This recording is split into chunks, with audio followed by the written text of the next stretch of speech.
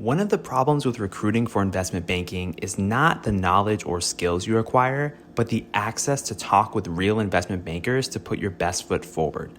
Our sponsor, WSO Academy, can provide those connections with 60 head mentors who are finance professionals at top firms like Goldman, Centerview, and JP Morgan. Imagine being able to get on the phone within 24 hours with one of the Academy's 1,300 mentors right before a critical interview. Get on the waitlist for WSO Academy today by clicking the link in the show notes or by visiting wallstreetoasis.com/academy.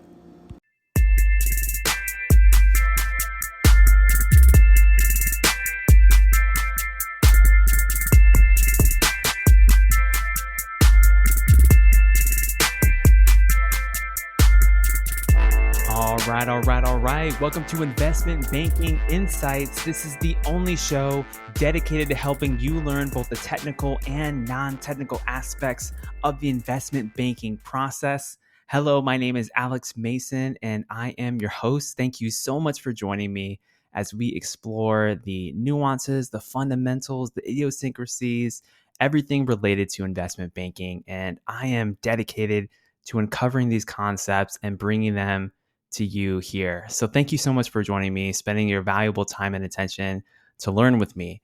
Now we're going through some discounted cash flow questions, and not just the basic discounted cash flow questions that frankly you're probably more likely to see in an interview context. This is some of the more nuanced stuff, some of the things that will help you gain a little bit more deeper understanding into discounted cash flow. So we're going through these set of questions here. And today's question is this: how do you calculate per share value of a public company in a DCF?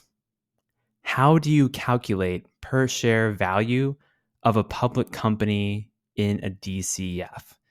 Now, when we're talking about DCFs, we're talking about the value of the company, right? But when you're talking about per share value of a public company, this is something a little bit different than what a DCF provides. So let's first think about what the output of a DCF model actually is. And we've covered this in the past, but the output of a DCF is our enterprise value. That's really what we're calculating. And we want to work our way toward the per share value of a publicly traded company, which means that we need to know the equity of the firm.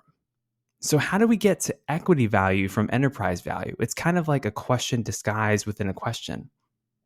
So when we think about this from the perspective of equity value and enterprise value, we can think about this equation that we keep coming back to, which is this equation for enterprise value.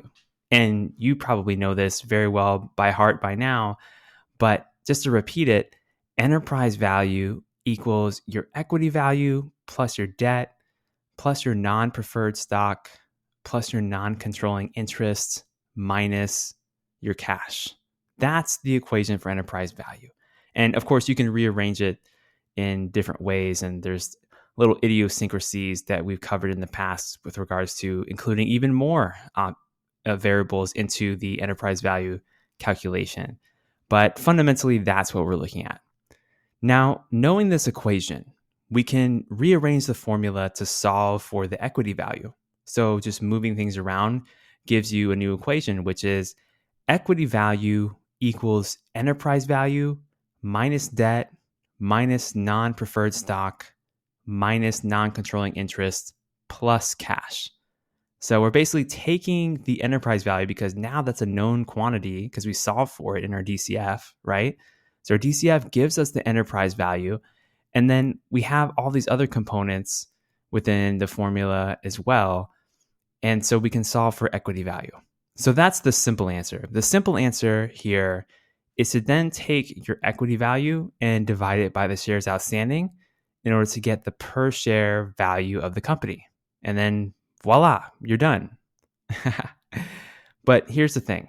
Reality isn't quite so simple. Things can get a little bit messy when you're digging into these calculations and calculating them in a more accurate, nuanced way.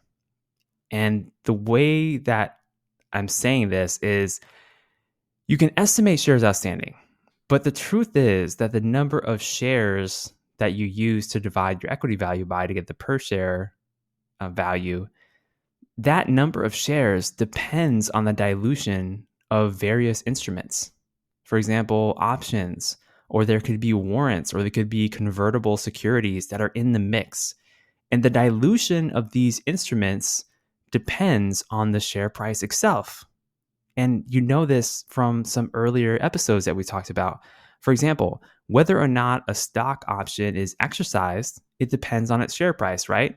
If a stock option is exercisable at $100, but the share price is only at $80, the holder of that option isn't going to exercise it because it's not in the money. But let's say that the share price goes up to $150.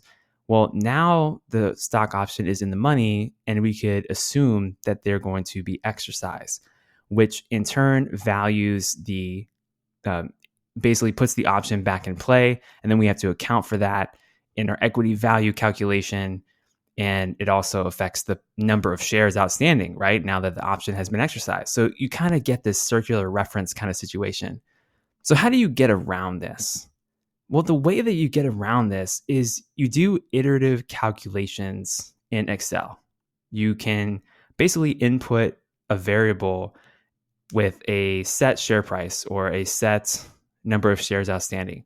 And then you can converge with these calculations over and over until you get to an approximate share price for the firm. So basically, you have some kind of a guess that gets you a number of shares outstanding.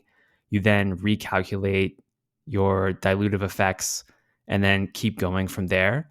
And that will get you a more accurate answer than if you were to just divide by some random guess and leave it at that in terms of shares outstanding. So equity value divided by shares outstanding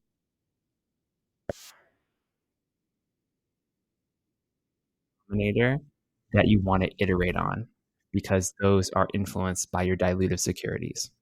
So that's really, in my opinion, what makes this a little bit more of an advanced question is you really need to think about this and understand that all of these different components of equity value are connected together. And that's really, I think, the trick to it. Okay, so that's what I got for you today here on Investment Banking Insights. My name is Alex Mason, and I am your host. Thank you for rating the show. Thank you for the 5 stars. Thank you for sharing it with your friends and associates and colleagues. I truly appreciate it. And if there's any way I can be of any help to you, or you just want to say hi or share your story with me, connect with me on LinkedIn, or you can email me at investmentbankinginsights@gmail.com. I always love hearing from you. Thank you so much and have a wonderful, wonderful day.